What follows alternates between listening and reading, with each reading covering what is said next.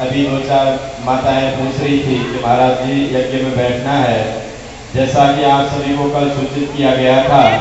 राजन, भगवान कृष्ण के केवल 8 ही पटरानियां नहीं थी, भगवान के और अन्य विवाह हुए हैं। प्रभु कितने विवाह हुए हैं? सुखदेव जी कहते हैं कि भगवान के 16,100 और विवाह हुए। कोन्यो शिवजिको नाथो कन्या वरविवेक्षितः उड़े धामनो यस्याज्ञांगे श्रीवत्सल्यपायिनी। परीक्षित बोलते हैं कि प्रभु इतनी कन्याएं कहां से भगवान को मिल गई? 8 कन्याएं तो चलो ठीक है, पटरानियां जगह जगह से भगवान को मिली, लेकिन 16,100 कहां से मिल गई? कृपा करके वो कथा सुनाइए। तब भगवान की कथा सुखदेव जी सुना रहे हैं। इंद्रेण हत छत्रेण हृत कुंडल बंधुना हता प्राभ्यस्तेन ज्ञापितो भौमचेतितम। एक भौमासुर नाम का एक असुर था, करके रखा था, बड़ा दुष्ट प्रवृत्ति का था, बड़ा बलवान था और अपने बल के प्रभाव से बड़े बड़े राजाओं की कन्या को छीन करके ले आता था, देवांगनाओं को भी पकड़ के ले आता था,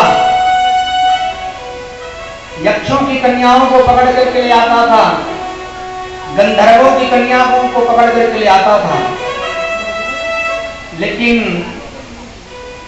उसका संकल्प था कि जब 1 लाख कन्याएं हो जाएंगी तभी हम विवाह करेंगे।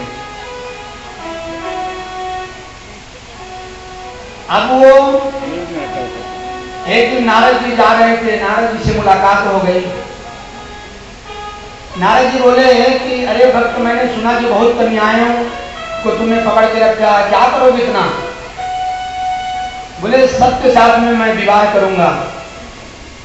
नारद जी बोले विवाह तो करोगे, लेकिन विवाह का मुहूर्त भी पूछे हो किसी से भी कभी भी कर लोगे। विवाह का मुहूर्त जब होता है तभी विवाह करोगे, तभी हमारे वर्ण की, हमारे धर्म की रक्षा होगी, तुम्हारे जैसे तेजवान बलवान संतान होगी। तो बोले गुरुदेव आपके जैसा ज्ञानी कौन होगा, मुहूर्त निकाल दीजिए। नारद जी बोले कि अभी हमें तो कुछ पता नहीं था कि तुम विवाह के लिए तैयार हो, तुम्हें साथ में पंचांग लेकर के नहीं आया हूं। अब मैं घर जाऊंगा, पंचांग खोलूंगा, फिर मुहूर्त आपको बताऊंगा। लेकिन मुहूर्त तो मैं बता दूंगा, पर तुम्हें विवाह हमारे से ही करवाना होगा। ऐसा नहीं कि मुहूर्त हम बताएं और पंडित दूसरा ढूंढ लो। अगर ऐसा करोगे तो तुम्हारा कल्याण होने वाला नहीं है। भौमासुर ने वचन दिया है कि विवाह करवाएंगे तो आपके से ही करवाएंगे, हमारे पुरोहित, हमारे पंडित आप ही रहोगे। अब नारद जी वहां से चले गए। नारद जी तो गए ही नहीं, अब ये बहुत सारी कन्याओं को खुद इकट्ठा करना चालू कर दिया है। अभी इतनी कन्याएं हो गई हैं कि 16,100 हो गई, लेकिन नारद जी अभी तक पहुंचे नहीं। नारद जी क्यों नहीं पहुंचे? सुखदेव जी कहते हैं कि राजन, नारद जी इसलिए नहीं पहुंचे कि जो जितनी कन्याएं थी सब भगवान कृष्ण को पति के रूप में वर्णन करना चाहती थी और विवाह करवा देंगे भौमासुर के साथ में, तो फिर क्या होगा? इसलिए भगवान बोले, नारद जी बोले ना मैं जाऊंगा ना इसका विवाह होगा, तब तक भगवान पहुंच ही जाएंगे। क्योंकि जब ये भक्ति करेंगे तो भगवान से रहा नहीं जाएगा, भगवान स्वयं पहुंच जाएंगे।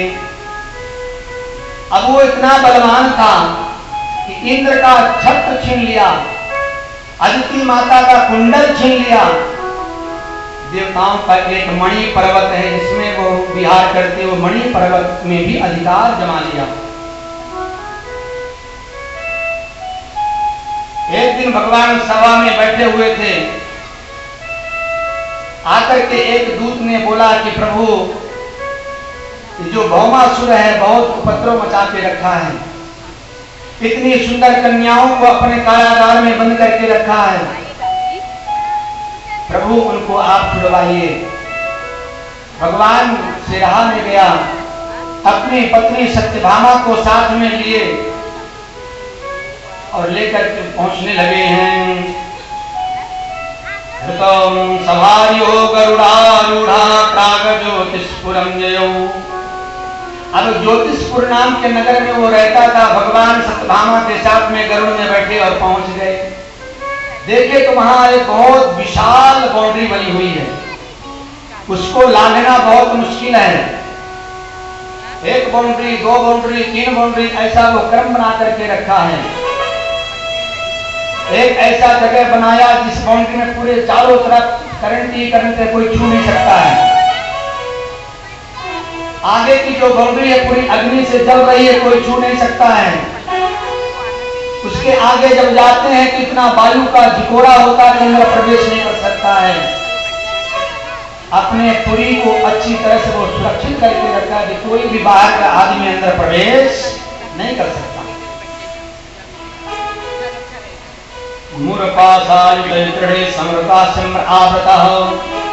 और एक मुर नाम का उसका एक सेनापति है, वो भी रक्षा कर रहा है। भगवान जब गए शंखनादेन यत्राणि हृदयानि मनस्विनाम, भगवान अपने शंख का नाद किए और जैसे शंख का नाद किए तो वहां जो असुर थे, दुष्ट लोग थे, उनकी सारी शक्ति कम हो गई। घरों में अपन शंख क्यों बजाते हैं कि जो असुर प्रवृत्ति हमारे घर में अगर हो तो उनकी शक्ति क्षीण हो जाए, वो समाप्त हो जाए। इसलिए मंत्र बोलते हैं कि आगमार्थम तु देवानाम गमनार्थम तु राक्षसाम। घर में घंटी और शंख बजते ही हमारे घर का जो दूषित वातावरण होता है समाप्त हो जाता है। भगवान प्रवेश किए, शंख का नाद किए, शंख के नाद श्रवण करने मात्र से असुरों की आदि शक्ति क्षीण हो गई।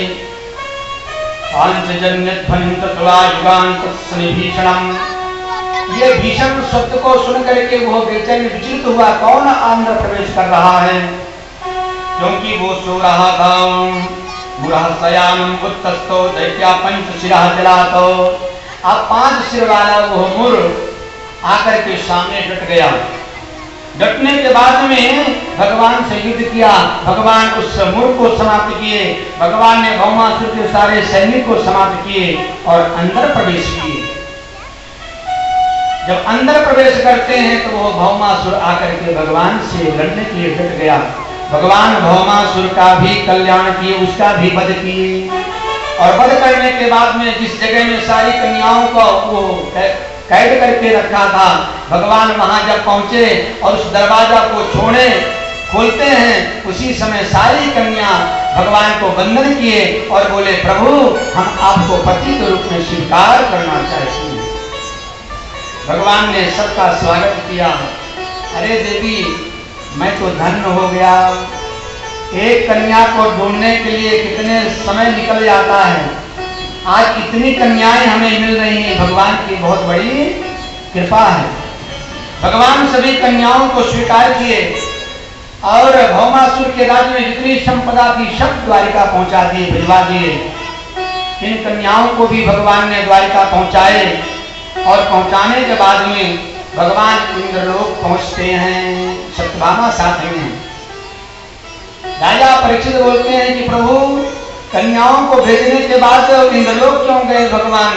उनको तो द्वारिका आना चाहिए, जितना जल्दी हो उतना जल्दी विवाह कर लेना चाहिए। भगवान कहते हैं कि विवाह भी बहुत जल्दी नहीं करना चाहिए। लड़की वालों को परखो, लड़का वालों को परखो, तभी शादी करना चाहिए।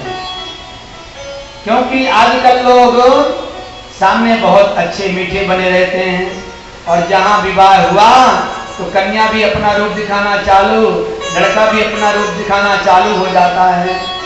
इसलिए कहा गया बड़े परख के शादी करना चाहिए। भगवान कन्याओं को तो भेज दिया लेकिन तुरंत विवाह नहीं किया।